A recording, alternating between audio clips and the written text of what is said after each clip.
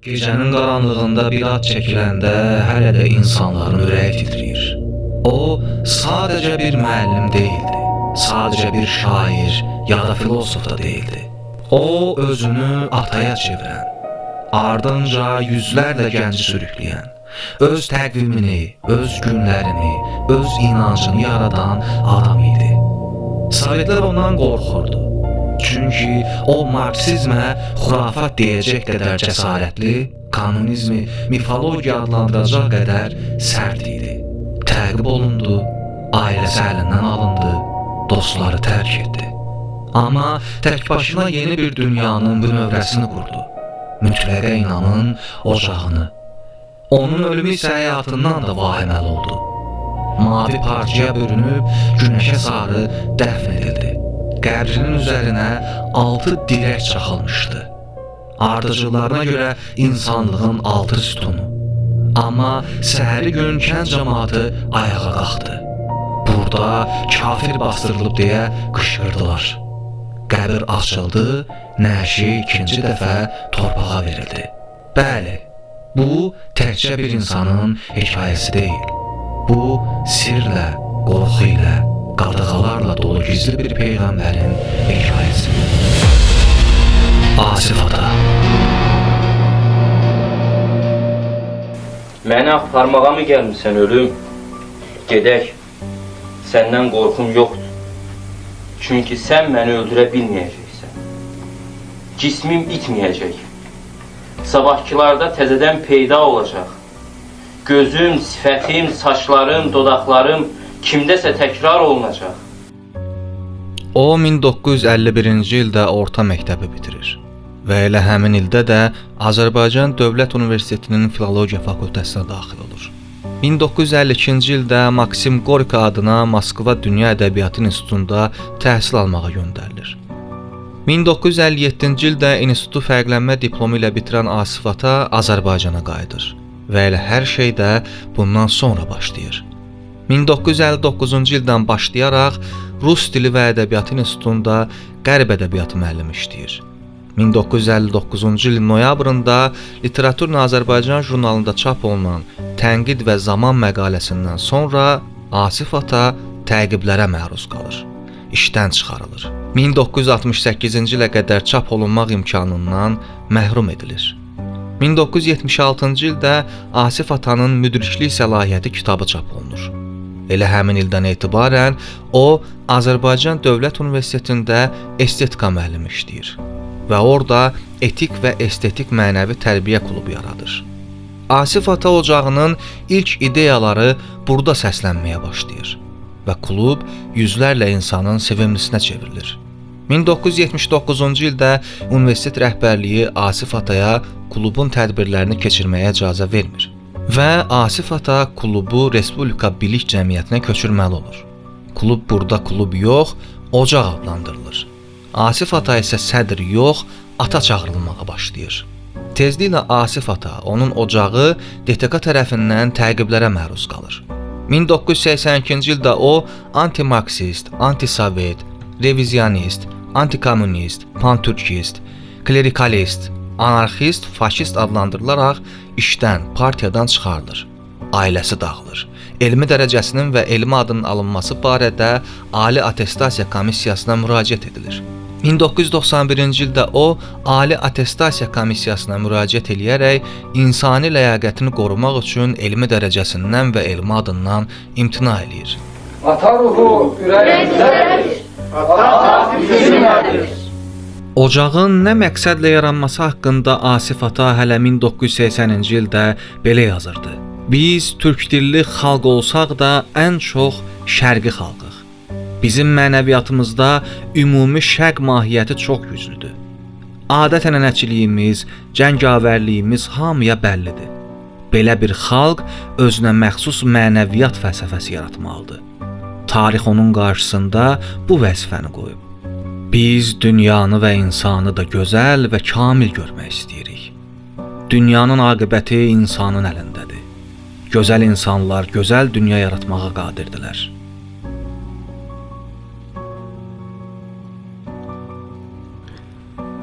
Bu ocağa üzv olmaq üçün elə bir özəl şərt yox idi. Hər bir bəşər övladının üzünə açıq idi bu ocaq. Məsələn, bir nəfər gəlir ömrünü ruhani mübarizəyə həsr eləməyə. Buna and içir, ad alır, başlayır ömrünün yönünü dəyişməyə. Bütün adları Asif Ata özü qoyurmuş. Asif Ata deyirmiş ki, bütün dinlər insana qarşıdır. Söz yox, heç bir din pis məqsədlə yaranmayıb. Ancaq yaxşı məqsədlə yaransa da, yaxşı bir şey ortaya gətirməyib. O deyirmiş ki, dinlər insanı alçaldır. Asif Atanın öz dünya baxışının ortasında isə insan məsələsi dayanırmış. Ona görə də deyirmiş ki, dinlər getməlidir. İnam yalansız olmalıdır. Dinlərin hər birinin özül prinsiplərində yalan var. Deyək ki, dağılma var, ölüm var, yenidən yaranma var. Ancaq bütöv şəkildə dünya yoxa çıxa bilməz. Ya da yoxluqdan varlıq yarana bilməz. İkinci yalan insana qarşı münasibətdədir. İnsanı alın yazısı ilə damğalamaqdadır. Fatalizm deyirlər elmdə. Qismətçilik. İnsanın ömrü qabaqcadan proqramlaşdırılıbdır. Ona görə heç nə insanın özündən asılı deyil. Ata deyirmiş ki, bu insanı alçatmaqdır. İnsan ruhani varlıqdır. İnsanın ömrü mexanizm ola bilməz. Onu kompüter kimi idarə etmək olmaz. İnsanın içində çox böyük imkanlar var. İnsan o imkanları aşkarlaya bilər. Əgər kimlərsə aşkarlaya bilmirsə, bir çox imkanlarını özü ilə qəbrə aparırsa, bu məsələnin ayrı tərəfidir. Ancaq bütövlükdə bəşər idrakı sonsuzdur. Bəşər mənəviyyatının imkanları sonsuzdur. Bunu insan üçün məhdudlaşdırmaq, qəlibə salmaq yol verilməzdir. Üçüncü, o dünya bu dünya məsələsidir. Axirət dünyası ideyası. Dinlərə görə bu dünya oyun oyuncaqdır, fanidir. Yalnız axirət dünyası həqiqətdir. İnsanın da məqsədi o olmalıdır ki, ulu babası Adəmin və ulu nənəsi Həvvanın işlədiyi günahdan çıxsın. Allahın axirətinə qovuşsun. Yəni biz insan olaraq Semit dinləri tərəfindən əzəli günahkar elan olunmuşuq. Əgər biz onların günahını daşıyırıqsa, onda heç vaxt kamilləşə bilməyəcəyik. Daim Allahın baskısı, qorxusu altında qalacağıq. Semit dinləri qorxudan Allahçılığa çağırır insanı. Asif Ata insançılığa çağırır və deyirmiş: bəşərin nicatı insanlaşmaqdadır. İnsanlaşın, insanlaşdırın. Ocağın ruhani özümlüyü sırasında onun insaniliyə əsaslanan bayrağı, gün sırası, il sırası, abesi, yəni əlifbası, toy yaz kuralları, ulusal adları ayrıca yer tutur. Ocaqda bayrağa sayğı əsas götürülürdü. Bayraq 1986-cı ilin sentyabr ayında yaradılıb və Ocaq atası tərəfindən 1987-ci il martın 15-də qəbul edilib. Bayrağın ümumi rəngi səmavidir. Üzərində günəş, onun içərisində Asif Atanın şəkli yer alıb. Şəklin üstündə və altında qövsvari biçimdə Ocaq əlifbası ilə insanlaşın, insanlaşdırın sözləri yazılıb. Bayraq ocağın bütün toplantılarında divardan asılır, tədbir qutardıqdan sonra götürülürdü. Tədbirlərdə evladlar söz deməyə başlayarkən və sözlərini bitirərkən bayraq öpürdülər. Bayrağın asıldığı yerdə yemək yeyilməsi, bayağı danışıqlar aparılması doğru sayılmırdı. Ocağa yeni gələnlər bayraq and içirdilər. Bayraqda verilmiş hər bir rəngin də mənası var. Mavi rəng göydür, göy qübbəsidir, səmadır. Sarı rəng günəşdir, ağ rəng isə işıqdır. Bu ocaq getdikcə sirli bir məkana çevrilirdi. Hətta ocağın təqvimini də yaratmışdı.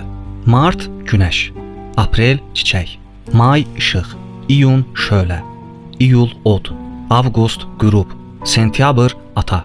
Sentyabrın ata adlandırılmağı məhz Asif Atanın doğum gününün bu aya təsadüf eləməsi ilə bağlıdır. Oktyabr xəzan, noyabr yağış, dekabr sərt, yanvar qar, fevral köçəri. Təqvimin həftə günləri belə adlandırılır. Bazar ertəsi, arzu, çərşənbə axşamı, ümid, çərşənbə dözüm, cümə axşamı mərhəm, cümə qismət, şənbə murad, bazar inam. Ocaq təqviminin birinci ili miladın 1979-una uyğundur.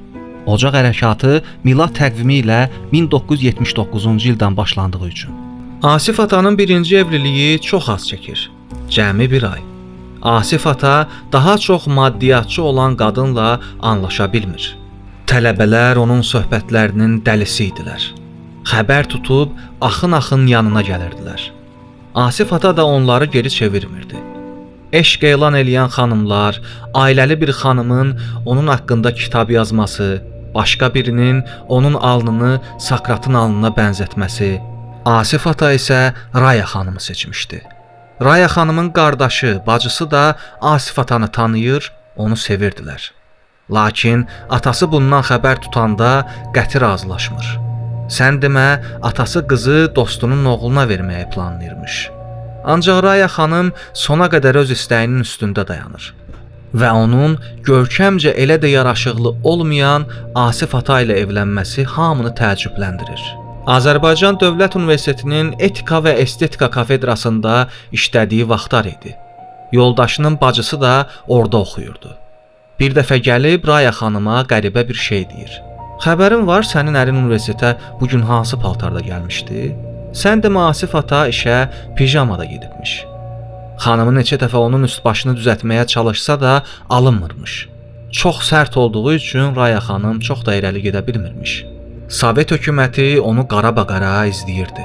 Həyat yoldaşı oğlunu bu izdirablı günlərdən xilas eləmək üçün ondan ayrılmağa qərar verir. Asif ata öz ardıcıllarına belə vəsiyyət eləmişdi ki, biz ayrıca bir torpaq sahəsi götürüb öz qəbirstanlığımızı yaradaq. Özünü peyğəmbər elan eləməsini ardıcılları qəbul eləmir. Deyirlər, o tələbələrinə övlad deyirmiş. Asif atanın əlini öpmək isə sadəcə ona olan ata sevgisindən imiş. Ardıcılları Asif atanı öz adətləri ilə dəfn elədilər. Onu mavi parçaya bürüdülər. Üzü günəşə sarı torpağa tapşırdılar. Qəbrin üstünü isə 6 dirəklə əhatələdilər. Sonra həmin dirəklərin üstünü halə şəklində birləşdirdilər. Bu 6 dirək onların inanclarının 6 sütunu demək idi. Mütləqə inam, kamil insan, müstəqil vətən, ruhani cəmiyyət, özümlü şərq, ləyaqətli bəşər. Dirəklərin üstündəki lövhəyə isə əsas prinsiplərini yazdılar. İnsanlaşın, insanlaşdırın. Bəşərin nicatı insanlaşmaqdadır.